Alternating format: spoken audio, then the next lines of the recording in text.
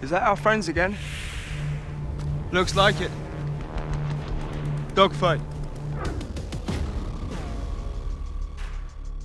Well, my main inspiration was my grandfather, who fought in the war between 1916 and 1918. He went there as a 17-year-old. He told us stories when I was a kid. He hadn't told any of his stories until then, but when he was in his 70s, for whatever reason, maybe because we pestered him and bugged him, he decided to tell us. My grandfather was a real, he believed in the power of history and how you should learn from the past so you don't make those future mistakes. And he really kind of pushed that on me, inspired me in that at a young age. He read loads to me about the First World War, and we used to watch all the documentaries. He was such a movie fan. I mean, I remember watching Saving Private Ryan when I was 10 years old and just being like, rewind and play it again. So as a storyteller, the chance to tell a story set in the First World War, knowing the history of it, knowing what those men went through, I felt so very privileged to be in that position. If we're not clever about this, no one will get to your brother. I will.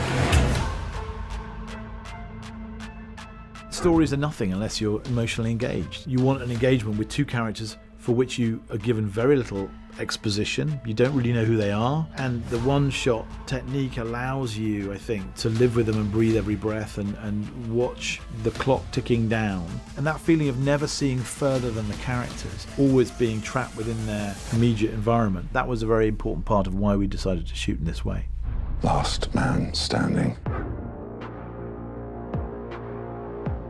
We spent 6 months rehearsals before we actually started shooting, and that was to sort of curate, how long we needed the set. The set needed to be the length of the scene, and the scene needed to be the length of the set. And it was just sort of this flow and rhythm between the actors and the camera constantly. I mean, it was just one big collaboration that I've never really experienced before. Well, it started with me and the actors and Roger Deakins and a few crew members walking empty fields, holding scripts, marking it all out with flags. Because it's all very well writing scenes in trenches, but how long would they be before you get to certain points in the script? We dug over a mile of trenches. You could see it sort of snaking across the land as you looked down. You could see the journey they were taking, but we couldn't start building the sets until we knew exactly their journeys. There were some sets which kind of got reconfigured almost on the day. It was always very alive, and we were always, trying to just get the best story made possible, and anything that wasn't serving that, it had to be changed. Good luck.